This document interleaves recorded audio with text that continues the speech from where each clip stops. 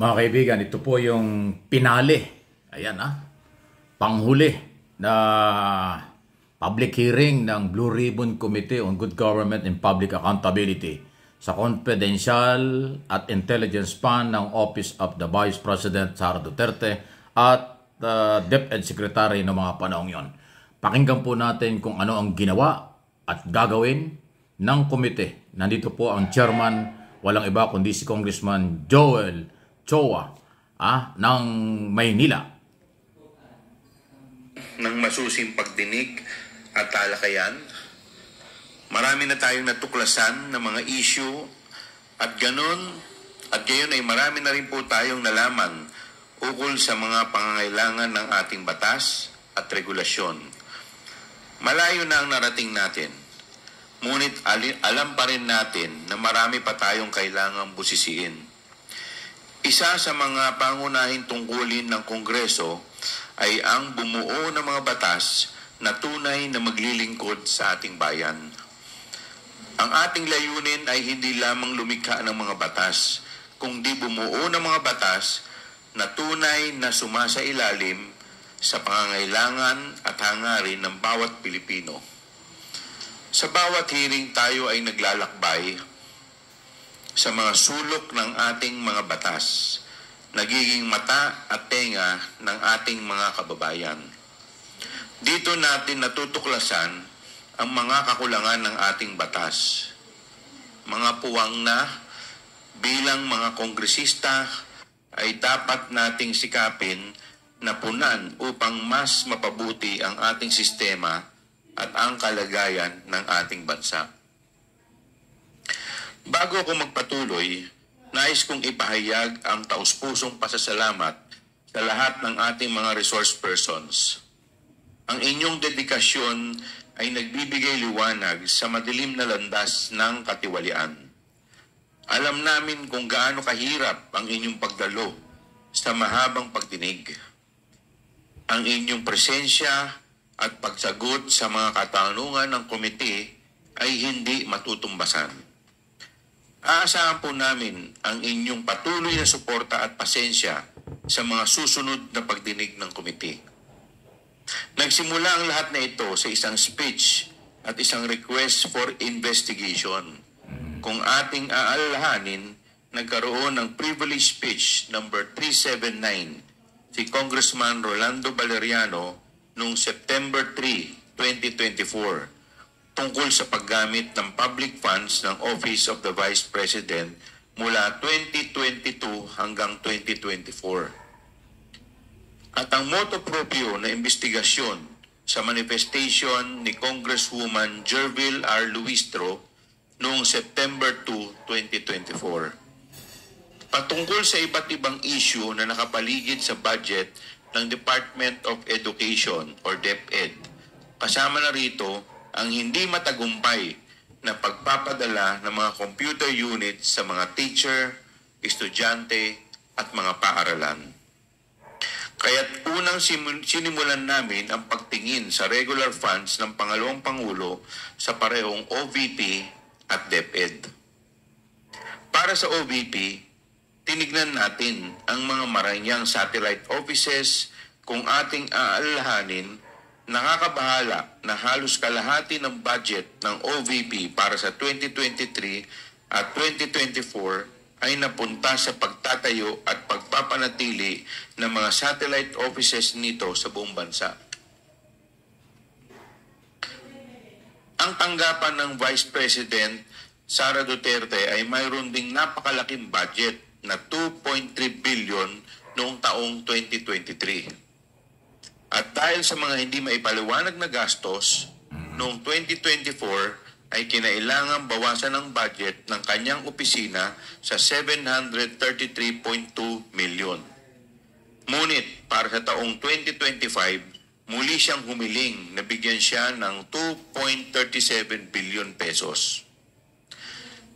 Tungkol naman sa DepEd, sa panahon na siya ay secretary, lumitaw ang mga pulang bandila sa procurement ng mga laptop para sa DepEd computerization program tulad ng rig bidding at pagsasabwatan ng mga bidders. Grabe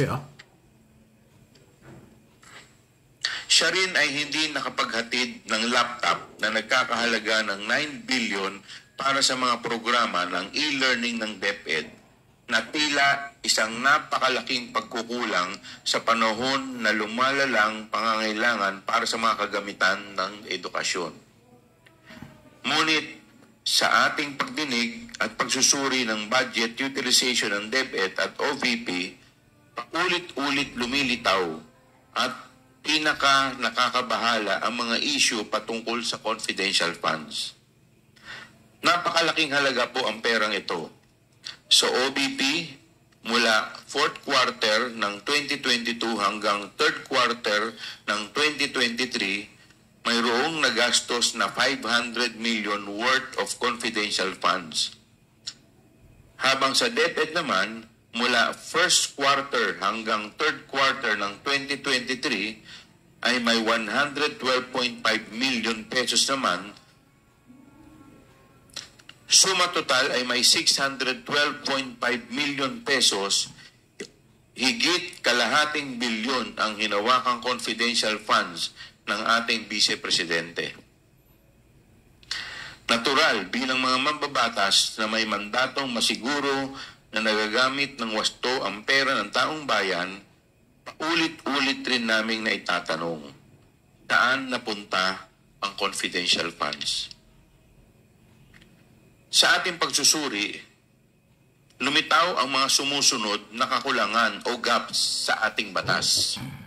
Number 1, ang halaga ng Fidelity Bond para sa Special Disbursing Officers or SDO ay napakababa kumpara sa pondo na kanilang hawak. Tulad ni SDO Gina Acosta na may approved amount of bond na 8 million pesos, pero ang kanyang amount of accountability ay 500 million pesos. Si SDO Edward Fajarda naman ay may approved amount of bond na 4 million pesos, pero ang kanyang amount of accountability ay 50 million pesos. Wow. Pagpapatibay ng mga patakaran ng COA tungkol sa budget at mga technical resources.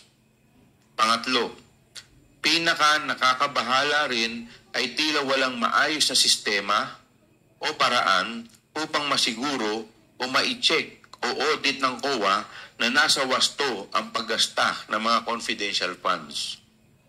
At ikaapat, malinaw na mga alituntunin sa mga detalye na dapat isama sa physical and financial plan na dapat ding suriin ng mga ahensya ng pambansang gobyerno at hindi lamang sa Department of Budget and Management. Gayon din, ang kinakailangan ng pagsusumiti ng mas detalyadong ulat under oath ng mga accomplishment and liquidation reports kasabay na ang mga ebidensya ng accomplishment na ito. Sa terminong confidential ay tila ginagamit bilang isang panakip upang itago ang katotohanan mula sa atin. Para sa kaalaman ng lahat, ang confidential funds ay hindi discretionary allowance o funds ng isang ahensya. Hindi siya secret funds. Siguro po, panahon na upang harapin natin ang katotohanan na hindi lahat ng mga nahalal o nalalagay sa posisyon sa gobyerno ay pwedeng basta-bastang pagkatiwalaan. Kailangan pa rin ng safeguards pati sa confidential funds, sapagkat hindi maiiwasan na may mga nagtatangkang gamitin ang pagka-confidential nito upang itago ang impormasyon at pag-aabuso sa tiwala ng taong bayan. Ginagamit nila ang salitang confidential upang magbigay sa atin ng peking ilusyon na kahit ito'y lihim, ang mga pondo ay ginastos ng tama. Ngunit bakit kailangan pa itong itago sa mga taong tunay na nagpondo nito? Ang mamamayang Pilipino ay may karapatan malaman kung saan napunta ang kanilang pinaghirapang pera. Para sa akin, kapag nagamit na ang confidential funds para sa kanilang layunin, wala nang dahilan upang hindi maging bukas at maging transparent. Walang mawawala kung sila'y mag-uulat kung paano ginastos ang mga pondo dahil tapos na rin naman na yung confidential operations kung saan ito pinaggamitan. Sa ngayon, nag-aanda na po kami ng 2 batas upang masolusyonan ang ilan sa mga pagkukulang na natuklasan natin. Una, an act regulating the allocation and utilization of confidential and intelligence funds imposing penalties for misuse and misappropriation o ang Confidential Intelligence Funds Act. Pangalawa, an act regulating special disbursing officers and imposing penalties for misappropriation o ang act regulating SDOs. Sa Confidential and Intelligence Funds Act, layunin naming tugunan ang tila maluwag na alituntunin batay sa Joint Circular number 2015-01. Sa mga hearing, nakita natin na pinapayagan ang mga resibo na may pirma lamang at hindi mabasa ang sulat gamay mula sa mga hindi nakikilalang tao bilang patunay ng liquidation. Panahon na upang mapatupad ng mas mahigpit na mga alituntunin sa paggamit ng mga confidential fund para sa mga confidential na gastos. Bagamat mahalaga ang mga confidential funds para sa pambansang seguridad, dapat itong balansehin sa tungkulin ng gobyerno na protektahan ang paggamit ng pampublikong pondo at ipatupad ang kinakailangang pagbabago sa batas, kaya taimtim naming hinihiling ang pag-aproba ng panukalang batas na ito. Ayun. So, samantala, yan po ang pahayag mismo ni Chairman Joel Chua ng Maynila ng Blue Ribbon Committee o mas kilalang Good Government and Public Accountability doon sa budget ng Office of the Vice President at ng Department of Education. Nakita naman nyo, idinigay niya ang detalye ng maling paggamit at ebidensya at yung mga proposed bill. In aid of legislation, meron ng 2 na proposed bill na ipapile para nga ho mabigyan ng solusyon. So, ang na-discover ang problema at meron solusyon na ginawa ang komite at ang Kongreso. Ano po kanyang masasabi diyan? Nakakalula. Talagang pinagtakpan. Talagang tinago at gumamit ng mga pangalang hindi kilala or walang tao talaga kung saan napunta ang 612.5 million. Yan po yung sinasabing huling hearing ng komite sa issue ng budget ng dating sekretary at kasalukuyan pa rin Vice President. Any comment, reaction? Please, gawin po ninyo. At mag-subscribe, like, and pakishare na rin ang video ito.